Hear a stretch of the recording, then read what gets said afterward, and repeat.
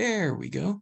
You think after 2.5 years of doing this, I'd be better at it. This presentation will be on emotional regulation and its impacts. And what I'm looking at here are the challenges that go along with being on the spectrum with emotional regulation, and then how this relates to anxiety as well. So during this, I want to focus on just giving a better understanding of how regulation affects our kids, and to help us to be able to learn about regulation skills that we can share with others. And our ultimate goal really is to increase independence for our student or young adult with autism spectrum disorder, knowing that our kids and young adults that are on the spectrum often have they have great things that they can share and give to other people, but that options can be limited when regulation is a challenge. If you've got someone that has very high cognitive skills, for instance, but struggles with regulation, that's going to impact their ability to be able to maintain employment.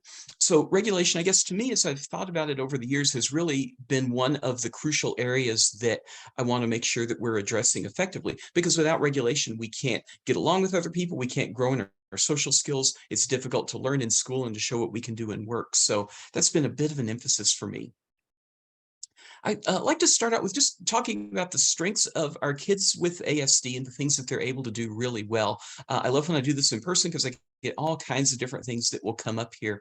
Some of the main ones that the main themes are around perseverance, being able to stick with something that is that they're very interested in, that focus on one area of interest. When we're in elementary school, there tends to be a focus on making sure that kids are well-rounded. They can read well, they can write well, they can do math, they get along with other people, they can transition to recess. All these different things are important to do.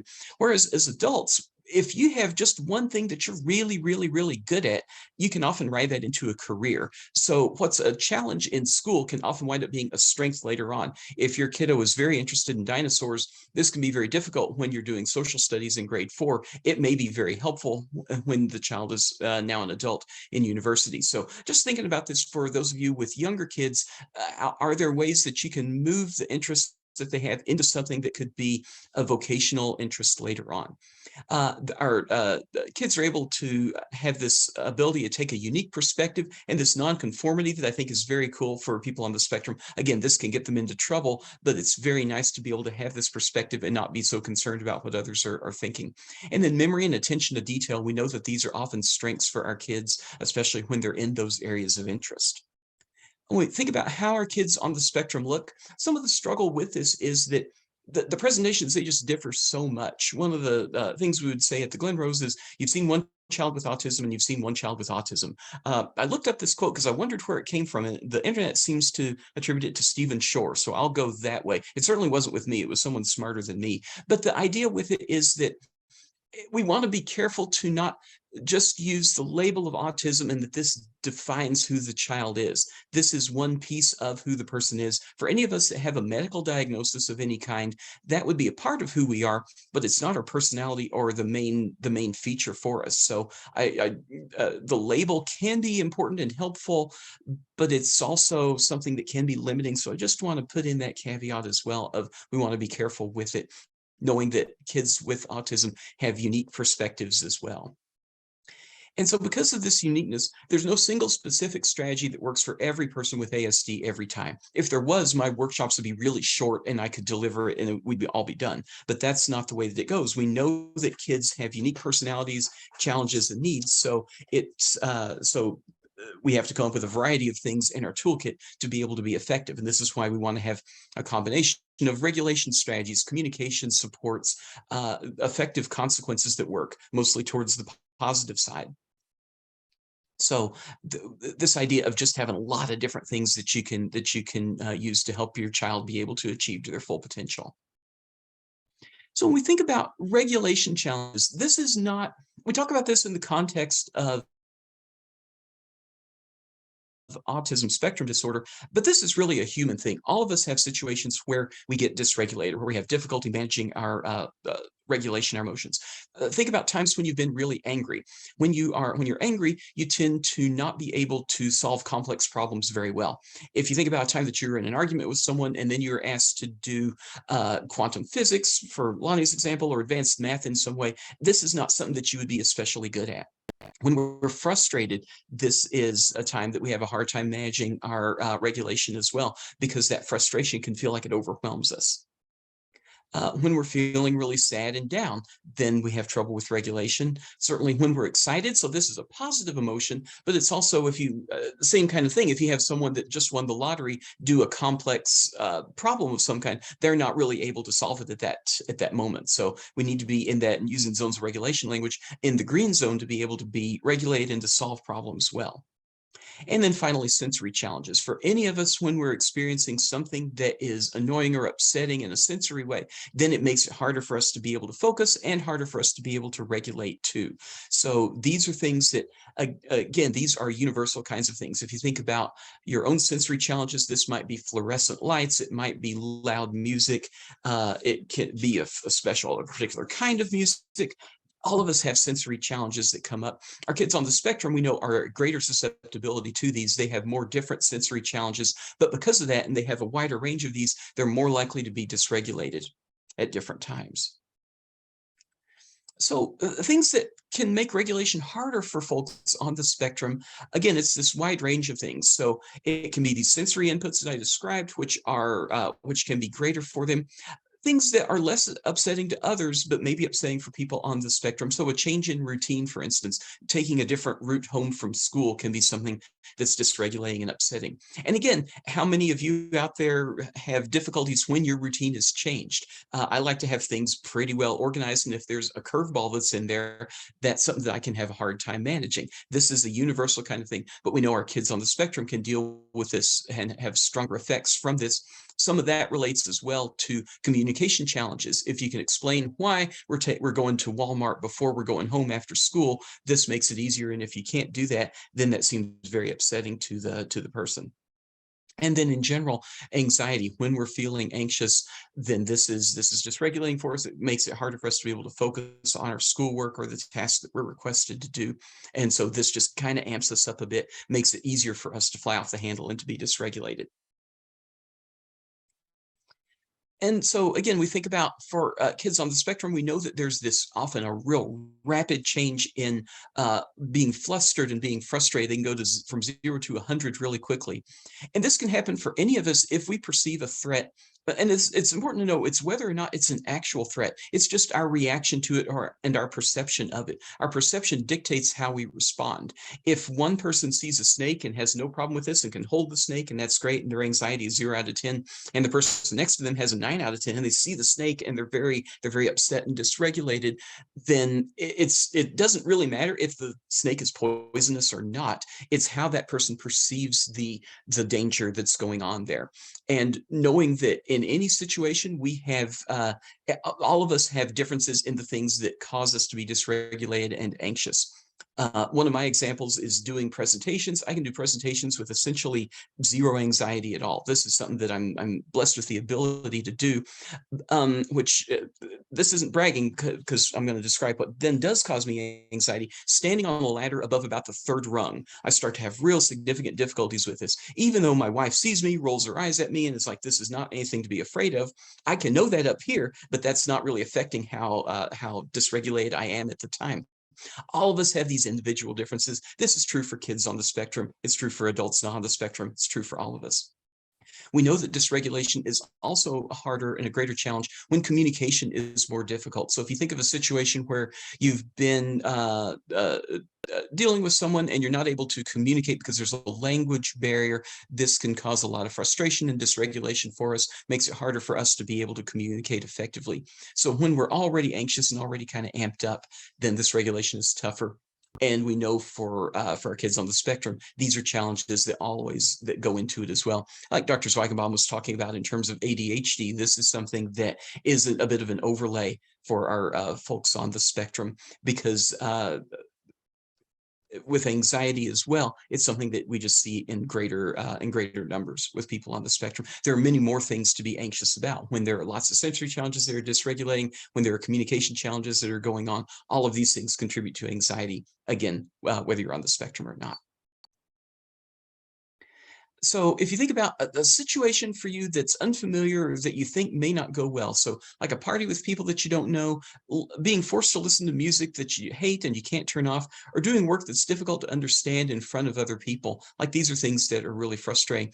And so for being on the spectrum, this can correspond to things like being around people whose behavior doesn't make sense to you. Often our kids on the spectrum are confused by what other people are doing. It's frustrating because they don't understand what is motivating people to do the things that they do. Hearing noises or seeing lights that you hate and can't turn off. So again, it's that sensory input of if you have trouble with fluorescent lights and you can't do anything about it, that's going to really have an impact on your day. And having schoolwork that you see others being able to do, but that you can't do. That's a really frustrating thing. So lots of different stressors that go along here. Again, this happens for all of us as well as the person with ASD. And so when we're dysregulated often enough, we can get to where we're just kind of living life in an anxious way. So if we're kind of constantly in that vigilant state of mind or really being in the yellow zone a lot, this is tough because it's going to lead us to get dysregulated more quickly in a range of situations. If you think about people in your life that do not have autism, but are kind of constantly stressed out and constantly on edge, it's easier for them to become dysregulated. So really what I'm trying to do here is to show that all of this stuff that we talk about for kids on the spectrum, it's really true for all of us too. It's just in greater severity often for folks that are on the spectrum. So in school, one of my mantras is that keeping the student regulated might be the most important goal that staff can have. This is just such a crucial piece because the things that were mainly there in school for on paper, it's things like academic progress, so following curriculum, and that's a biggie. That's really important. Other kind of subtle things are being able to follow a routine, to be able to transition into different activities, to do some stuff that you don't necessarily like doing, to wait in line. Lots of little subtle social skills that we get that are going to be helpful for us in our adult lives as well. But when we don't have regulation, that's kind of like the core. It's sort of, I mean, this is a similar statement to in school. Having oxygen available in the classroom is one of the important things that you can have, because it's one of those things that's a real base requirement. If you're not regulated, then all the other things that I was describing that are important in school, they're just not going to happen effectively.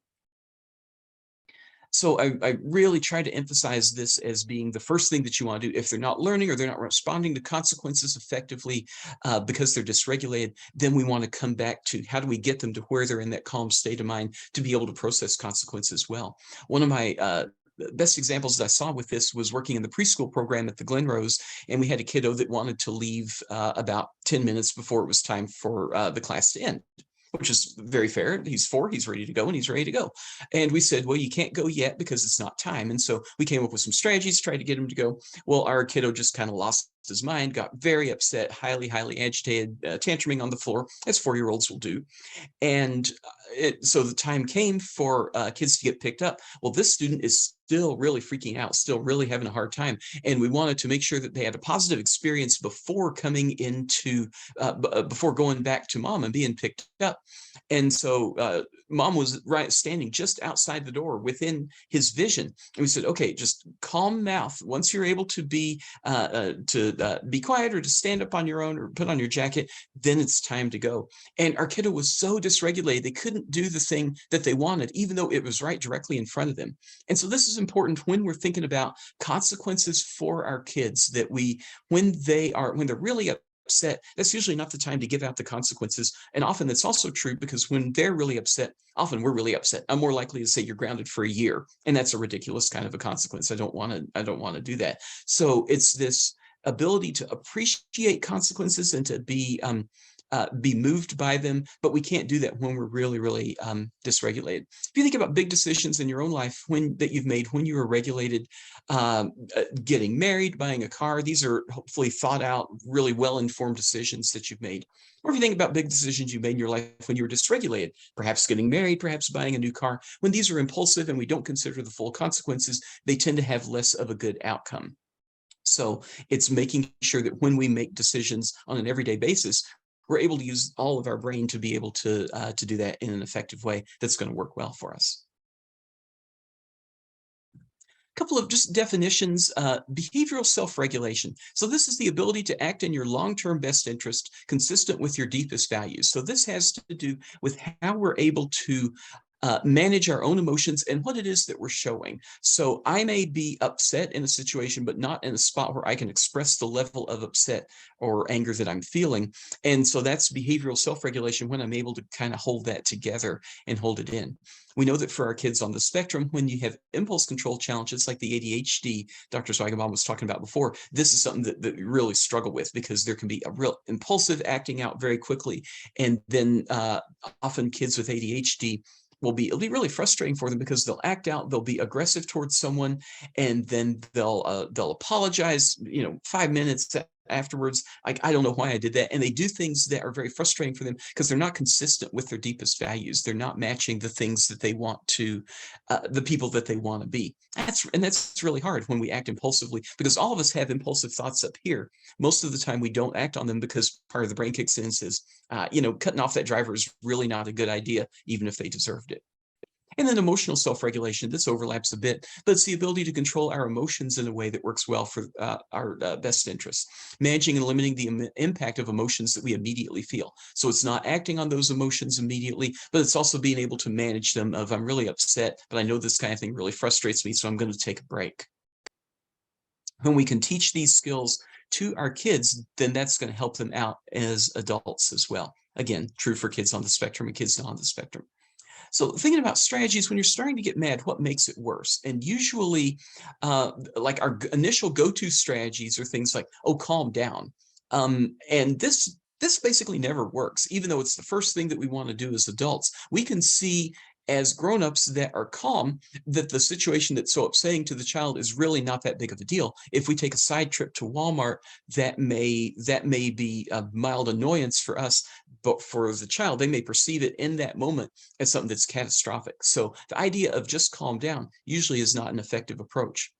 Often this dysregulation, this anger comes around being asked to do something that's impossible to do. So in this situation, having to make a change when you're all ready to go home and to relax, and you're not able to do that. And you can't solve that because you're not the one steering the wheel. So things like fixing a problem that's in the past, being given a task that you don't know how to start, being given an annoying task when you're in a bad mood. These are things that can be frustrating for all of us. And so when a strategy that we look for in managing regulation, and this is more of a prevention strategy than an immediate in the moment approach. But when we're helping someone to address anxiety, we want to give them small but manageable bits of stress. And so it's not that we're intentionally stressing our kids. Life will do that for us.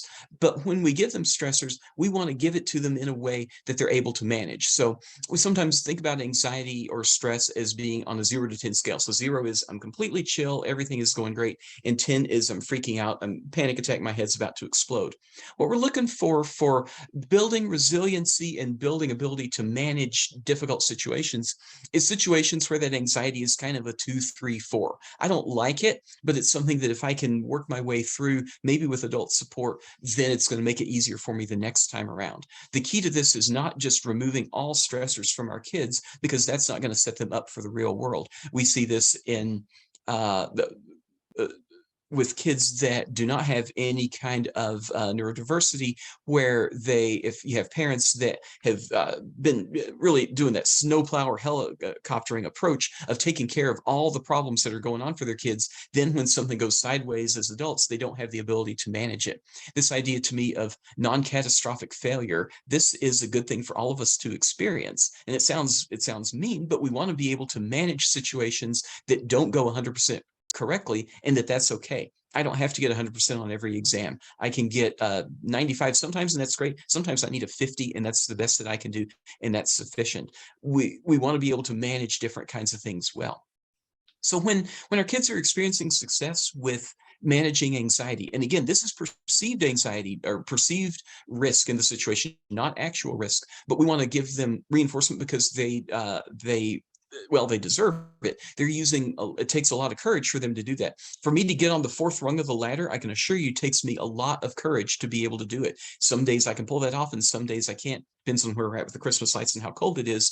But it's something that requires me to do something I really don't want to do. And so getting praise for that is important. That's crucial for our kids as well. It doesn't matter if he's 7 and he should be able to do this. There's not really a should here. It's if this is difficult for him, then we want to give him those steps to help him to be successful with it. And then when he takes those appropriate risks, we want to really push that and reinforce it. So again, it's this idea of using self-control to make good decisions. And we know that when we're not in the green zone, our ability to make these good decisions declines. Um, we know that kids on the spectrum can react differently than others do in the same situation. And so this dysregulation is more likely to happen with our kids than it is with others. And this last point, I think, is a really important one. When dysregulated, they're not able to use all the skills they have when they're calm. So the strategies that are useful for us all when we're calm and relaxed are ones that often we can't access when we're really upset or dysregulated. And so a lot of the approach involves how do we keep them at that generally calm with a few bumps along the way level during the day. We want for them to build skills, but we know that when a kid is in the midst of a full-blown red zone tantrum, they're throwing desks, then there's not a lot that we can do beyond maintaining safety. I sometimes will get calls about, he's flipping desks. What should we do? And I'm like, oh, I don't know. Make sure he doesn't hurt anybody, hurt himself. The things that we're going to do are going to work on preventing that. How do we keep him from getting to that stage in the future? And so this means things like making sure that the work is not overwhelming, that when we catch hints of frustration, we're able to help to be able to calm that, partially by the adult helping with that co-regulation, and secondarily with the strategies that the student can use themselves. So this is, self-regulation versus regulation. Regulation is more about how does the adult help to keep the student or the child regulated and calm in that classroom setting. All of our kids need help in being able to learn how to do this, and so that's where the adults come in. And partially we do that through our own modeling. What do we do when we get upset? What do our kids see from us when something goes wrong? When we have a conflict at the grocery store, or a conflict with a spouse, a partner, or a friend? How do we manage that? Because that's how our kids are going to see that as well. How did they see us taking care of ourselves? What kinds of strategies do we use? Do we use healthy things? Do we use unhealthy things? Most people use a mix of those. We want to skew those towards, of course, the things that we are wanting for our kids to be able to use as adults. And so we know about, with regulation, one way to keep a child regulated, give him an iPad, put him in the corner, he'll probably be happy for hours. That's one approach, but that's a good immediate short-term babysitter approach, but it's not a long-term approach. So to develop any skill, we've got to be able to practice. And so as parents, we want to give our kids instances where when they're in situations that are not super awesome for the kiddo, that's not always a bad thing. Again, we don't want that horribleness to be at that 8, 9, 10 out of 10 scale, but things that go a little bit sideways, where like the side trip to Walmart, where we're getting them to practice that self-regulation and the strategies that we know will help them. And so this is where knowing your kid and knowing the things that help them out. Is there particular music on the radio that makes a difference? Is it having fidgets available in the back seat that are going to be helpful? Every kid, every adult has things that help us to be able to regulate. And so having that list, that stored list in our brains of things that'll help our kids, is really important.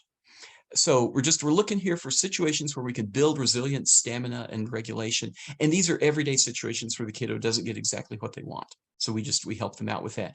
But in general, it's not just a pure rescue of, I'm going to solve this problem completely for you. We do that when it's something that the child cannot possibly solve for themselves, and it's causing them, again, this 8 out of 10 level of anxiety. It's more when they have little things that are skills that we want for them to be able to manage more effectively. So with specific strategies, things like balancing preferred tasks with harder tasks. None of us like to do hard task, hard task, hard task. I like to do hard task, cross it off the list, something easy, hard task, annoying task, something easy. We all like to break up our days. And for kids, they often don't get the power to be able to do that. That falls to the adult to organize their day. So we just want to make sure that we're giving them that good balance. Using first then strategies is a really nice way for kids that don't yet have a concept of time. When they're doing an activity, they may not have a sense of when this is going to end. It's like, well, I guess we're doing this forever. So having a really clear way of communicating that, whether it's verbally or with a task strip or some kind of visual that helps them to know that the thing that you're doing right now that you don't really enjoy, you're not going to have to do that forever. It's not reasonable to expect a child or anyone to do non-preferred tasks with no end in sight. Along these lines too, we want to incorporate the strengths and interests of the child while developing these skills. If they really like dinosaurs, how can I merge dinosaurs into the schoolwork that I'm trying to get them to do? And then finally, just a plug, and this goes with the self-care that I've worked on over the last couple of years. Um, when the adult is dysregulated, she makes poor decisions too. I make poor decisions. Everyone makes poor decisions. So as we're parenting our kids, we need to make sure that we're doing things to take care of ourselves. It's easy to see dysregulation in other people, kind of harder for me to see it in myself, but this happens to everyone. This is a normal thing. So we just want to make sure that we're doing things where we're taking care of ourselves sufficiently. So that is the end. We've got, looks like about 2